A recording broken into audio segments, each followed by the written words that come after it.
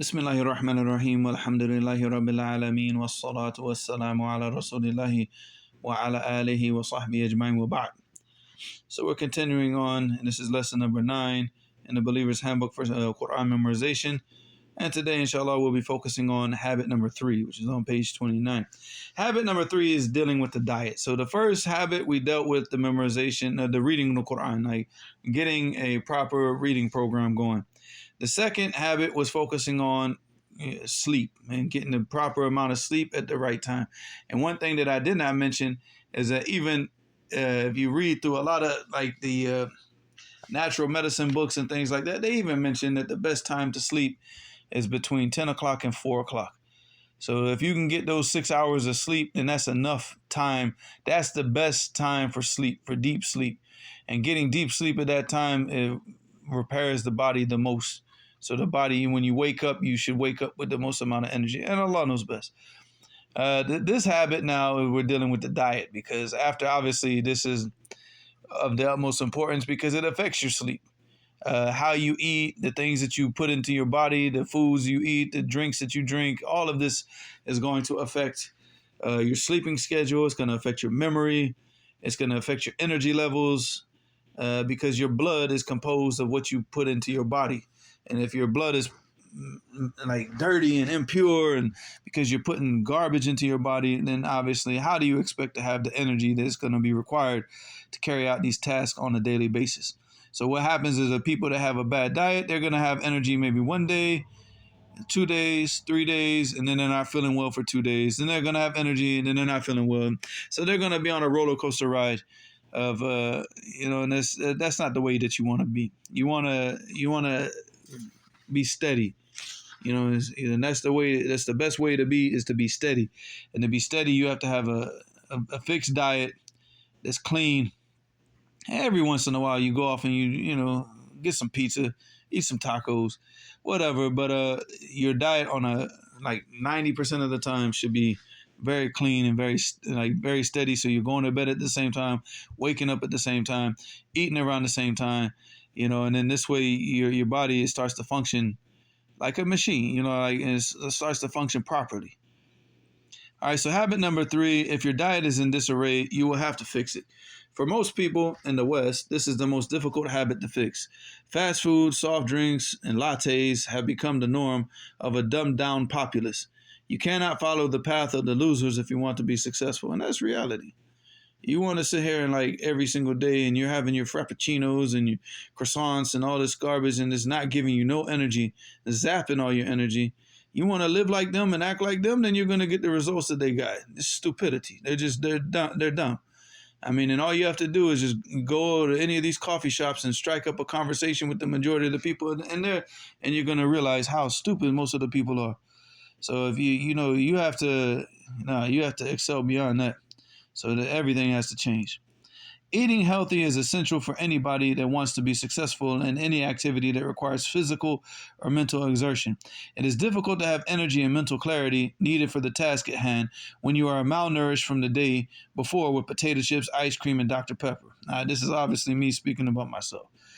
The ice cream and the Dr. Pepper was a very big problem with me when I first came back to America, and that caused me to start forgetting a lot. I cannot tell you, I started to forget a lot. I mean, I started having problems, even with sodas that I was like, how am I having a problem with this?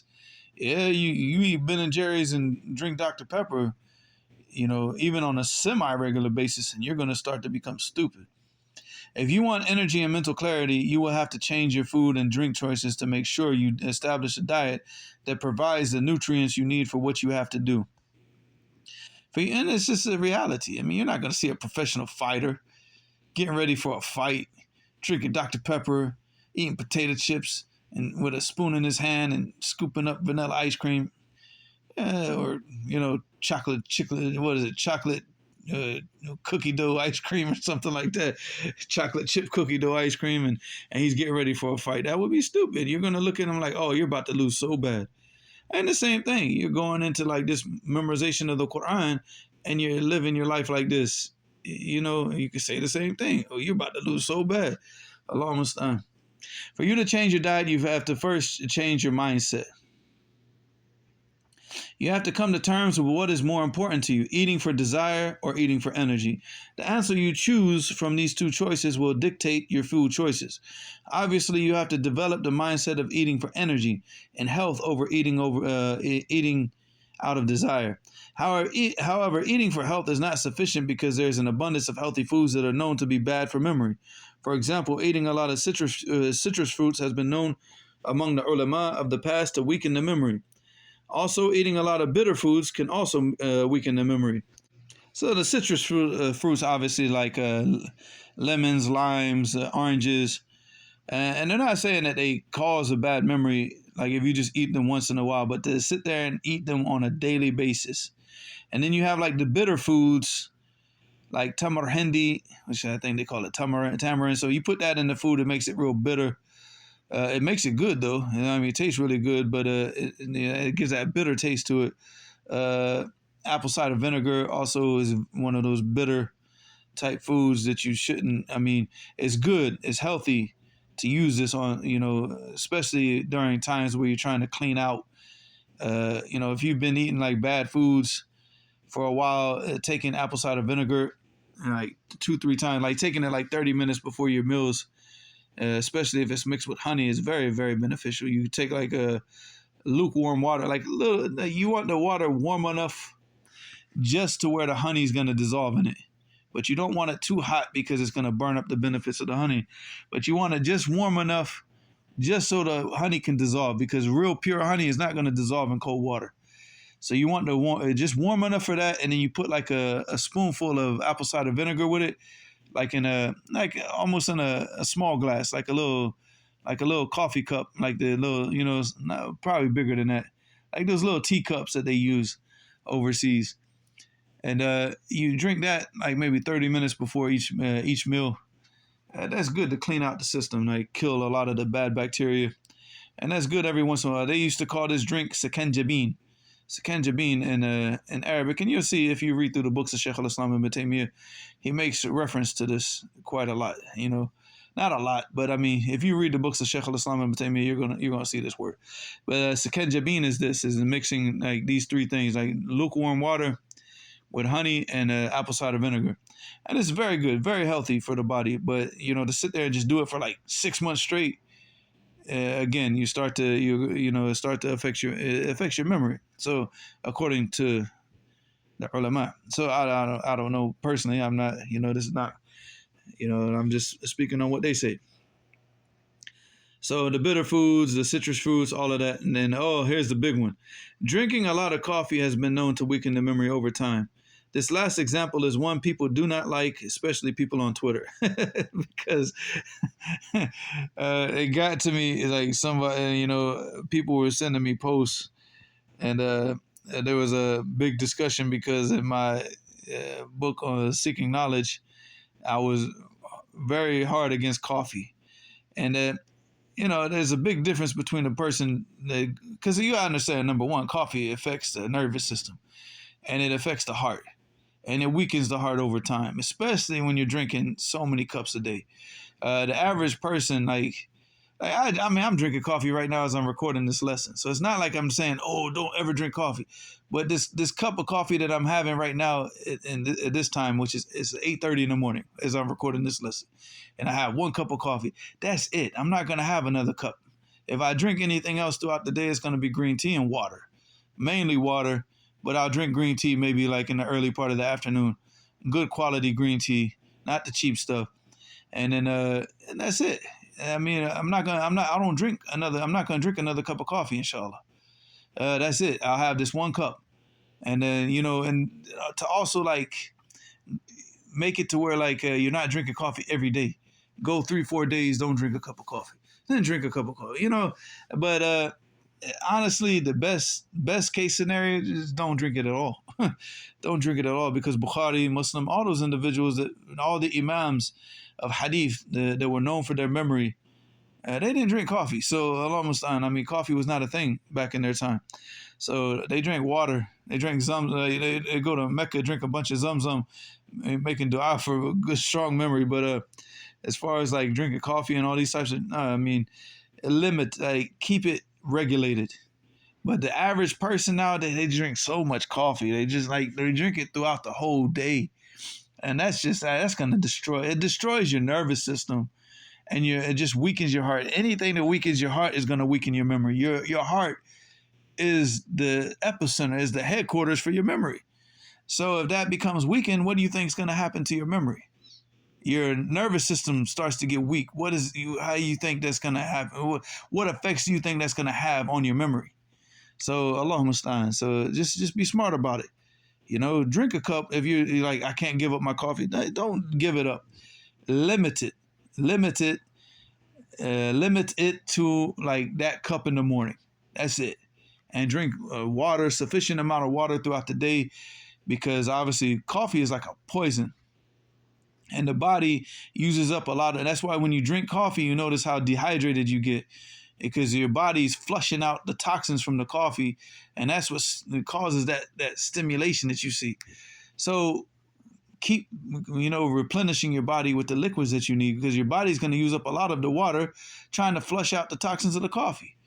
That's why I prefer tea, because tea is like I don't get those effects when I drink tea. I don't get the hangover effects like you get with, like, especially if you drink too much coffee. You just feel like you crash the next day, and you can't even get the next day started until you get that cup of coffee. So that's not the way to go. Allah musta'an. If that's the case, it's better just to get rid of it. All right, the issue of food is twofold. There is the issue of the amount of food one consumes, and there's the issue of the type of food one takes in. And both of these are problems with the people in the West. We eat too much. We eat too much and too many times in a day, and all the wrong foods. So, I mean, either one is an issue. The amount of food is the most important issue. If a person overeats with healthy food, he will destroy his health the same as if he ate too much unhealthy food. In fact, the person who eats little food that is not fully nutritious is better than the person who overeats with a lot of food that is nutritious. And that again, is true. Limit the amount of food that you take in, because overtaxing your system, it makes you sluggish. Your body just shuts down. And even if the food is healthy, you don't want to put your body into like overexertion with digestion. Give the food just the amount that it needs to keep moving, to keep going.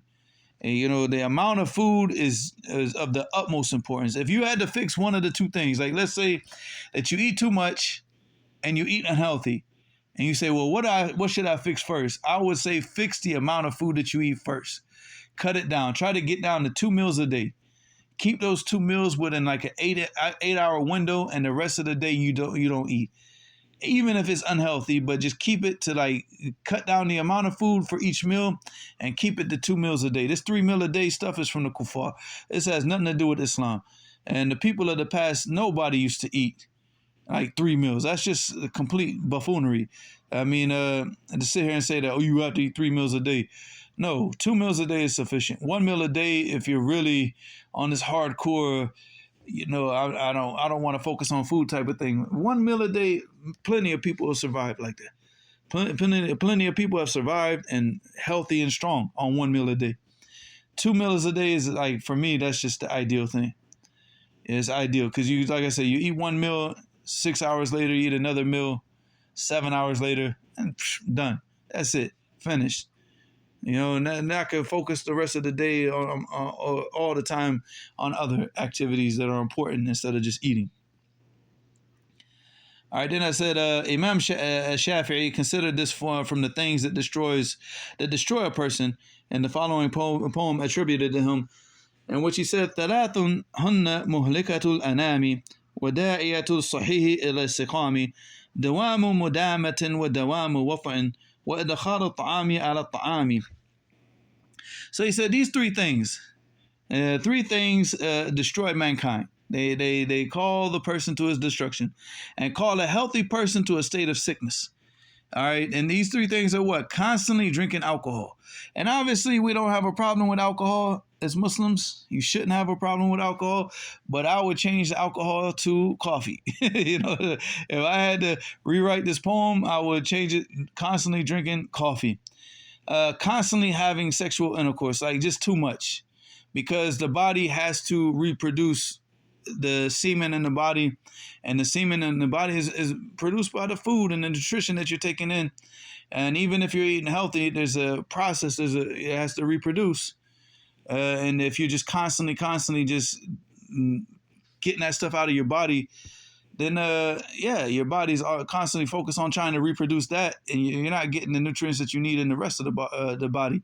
So that's, again, is look at athletes, and what's the one thing that they leave off before their competition? For them to go into a competition at maximum strength, they stop having sexual intercourse. So that's just a reality, because that's the strength in your body, and you constantly removing that from your body. It's just weakening you, so it's not saying, obviously, this is not a religion of celibacy, but, again, moderation and everything.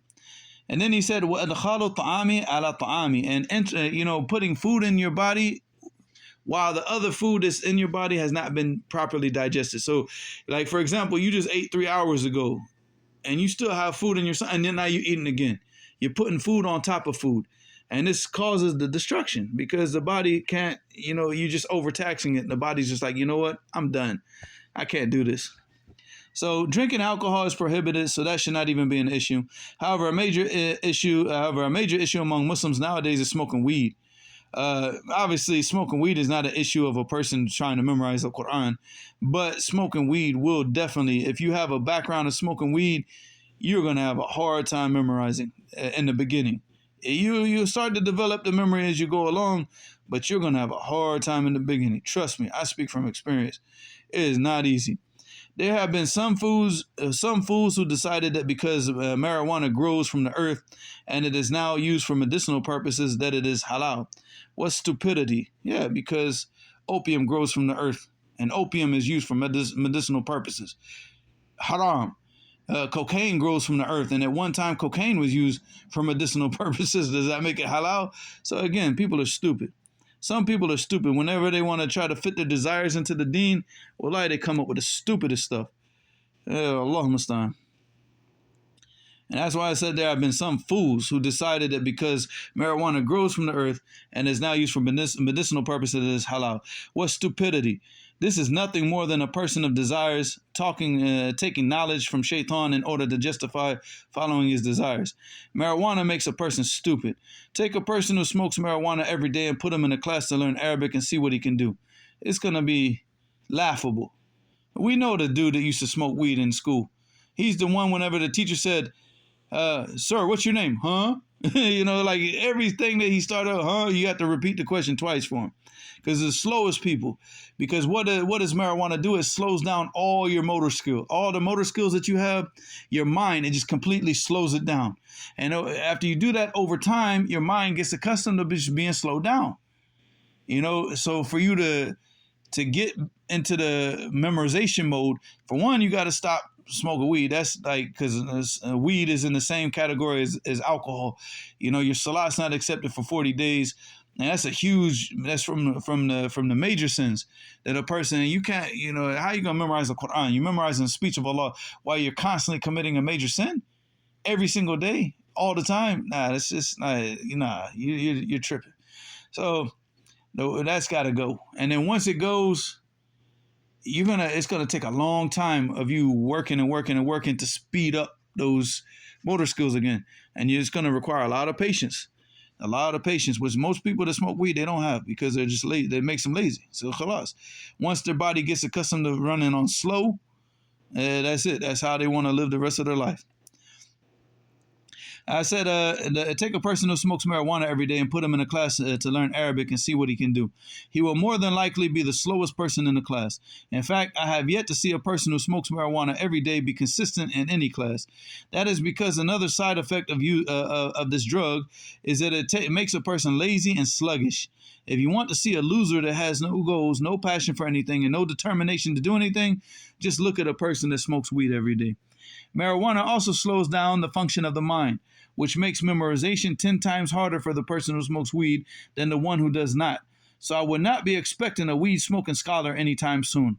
I am surprised if I see a weed smoker in America that can even recite Surah Al-Fatiha, and that's the truth. The next thing Imam Shafi'i mentioned was constantly engaging in sexual intercourse. Too much of anything is not good, and this is no exception. Too much sexual intercourse weakens the body, and that's exactly why in the West you see that they have hypersexualized the people by constantly putting uh, just anything sexual in their face. And this was the whole purpose, because it weakens you. It weakens you because you're so after following your desires. You're not strengthening your mental capabilities. You're not strengthening all the other things that you need as a man. You're just thinking, oh, this is the goal of every man. You're an idiot. You're falling right into the trap, because that's how they control you. They control you first through what? Getting you following your desires and weakening you. And you're falling for it. So I said too much sexual intercourse weakens the body. With any type of exertion, the body needs a recovery period. If you keep pushing your body without recovery, you will face the consequences later in life. This is why we see elite athletes refraining from all forms of sexual activity in the weeks leading up to a competition. They will tell you that sexual activity reduces their strength, and that is the cause for their abstaining. They said, moreover, a man should have goals that he is working towards and responsibilities that he is taking care of. That means he is not going to have the energy to exert himself in this act every single day. I wouldn't say every single day. Like I said, it differs from person to person, right? But obviously, if you are busy and you're really, really working hard and you exerting yourself a lot, yeah, I mean, sit there and say like, oh, nah, every day. Every day is a person who doesn't have a job and is not doing anything. He's living off of women. The women are paying the bills, and he's just the one sitting around the house. Just this is his job at night. That's it. But other than that, a man who really, really works and does what he's supposed to do, he's not going to have that type of energy every day. He's going to be worn out. That means that he's not going to have the energy to exert himself in this act every single day. The person that you see overindulging in this act is the lazy person that sleeps all day, has no responsibilities, and does not work. As Muslims, we take the middle course in everything we do, and that includes this act. Ice cream tastes better when you do not eat it as much. If you eat ice cream every day, it does not taste so good. The same thing with the enjoyment one gets out of sexual intercourse. By taking 2 days off or more if needed and allowing your body to repair, you get more enjoyment out of the act. And wallahi, mujarrab. And that's the truth. Because let's just leave it at that. The third thing that Imam Shafi'i mentioned is putting food on food. This means that a person eats another meal before the previous one is digested. This completely destroys the body over time. Once you eat, you should allow the digestive process to work without any interruption from food or drink. You should stop drinking liquids close to 1 hour before you eat, 30 minutes at least. 30 minutes before you eat, you should stop drinking liquids. That way that you don't water down the juices that are in your stomach. They're used for the digestive process. So at least 30 minutes, but really ideally 1 hour. So if you know that you're going to eat, and obviously you want to be hydrated, so you time it to the point of you drinking water and stopping, where you're in a state of hydration, and you stop 1 hour before you eat, 30 minutes at the very least. And then they should be good, inshallah. And that means no drinking with meals. All right, you should stop drinking liquids close to 1 hour before you eat. And you should not resume drinking liquids until an hour has passed since you last consumed food. So 1 hour before, 1 hour after, at least 30 minutes. And that allows your body to go through that, to start the digestive process without getting watered down. This is to keep the digestive juices in the stomach from becoming watered down, which will cause the digestive system to function at a slower rate. Never drink with your meals if you can avoid it. And obviously you can avoid it. There's no reason why you should drink with your meals. So Allah Mustaan. I mean, every once in a while, I guess, you're out with the brothers and you eating pizza and drinking soda. Maybe, but limited to that rare occasion, but never like on a regular basis to drink with your meals is just suicidal. You should also not eat again until you feel that you are actually hungry and the previous food you ate is completely digested. This means that you will be eating fewer meals with smaller amounts of food. The ideal situation is for a person to consume 2 meals a day. I brought the statement of Sahal al-Tusturi regarding this issue in my book, The Believer's Handbook for Seeking Knowledge, so you can refer back to the chapter in that book. And the statement that I'm referring to is from Sahal al-Tusturi. Is actually taken out of I read it from Ibn al-Qayyim in al-Fawaid. I don't know where Ibn al-Qayyim got it from, but that's where I read it. But he says, Su'ila Sahla Tusturi, ar-rajulu ya'kulu fil yawmi akala. So Sahla Tusturi, he was asked, he said, a man he eats 1 meal a day. He said, Qala akalu as-siddiqeen. So this is the eating of the real truthful people, the people whose actions, they match their speech, they match the beliefs in the heart. Everything comes together, and these are from the Siddiqeen, and these are from the highest state that a man can reach. And this is like, so these are from the people that we make dua, that we be from, that Allah subhanahu wa ta'ala guides us to that path every day that we recite Surah Al-Fatiha. Whenever we say, Ihdina Sirat al-Mustaqim, what are we asking? This is the Sirat al-Mustaqim, or Allah subhanahu wa ta'ala, He guided these people to this path, which is the path that where Allah subhanahu wa ta'ala said, Sirat al-Ladina an'amta alayhim. So who are these individuals that Allah subhanahu wa ta'ala an'ama alayhim? That He bestowed His blessings on these individuals. And Allah subhanahu wa ta'ala, He mentioned it, وَمَنْ يُطِعَ اللَّهَ وَالرَّسُولَ فَأُولَٰئِكَ مَعَ الَّذِينَ أَنْعَمَ اللَّهُ عَلَيْهِمْ. So these are the people, whoever obeys Allah and His messengers, and they're with the people that Allah subhanahu wa ta'ala has given His ni'mah to, that He's given His blessing to. And the blessing of Iman, the blessing of Tawheed, the blessing of following the Qur'an and the Sunnah with the correct understanding. He said, أَنْعَمَ اللَّهُ عَلَيْهِمْ مِنَ النَّبِيِّينَ وَالصِّدِّقِينَ وَالشُّهَدَاءِ وَالصَّالِحِينَ وَحَسُنَ أُولَٰئِكَ رَفِيقًا. So here Allah subhanahu wa ta'ala mentioned who these individuals are, from the Nabiyyin. So they're from the Anbiya. After the Anbiya, as-Siddiqeen. After the Siddiqeen, as-Shuhada. And the Shuhada are the people that died in the path of Allah, fighting in defense of this deen of Tawheed, to make Allah subhanahu the words of Allah subhanahu wa ta'ala the highest in the land, the supreme in the land. Was-Salihin, and the righteous people, the people who live their lives in obedience to Allah subhanahu wa ta'ala.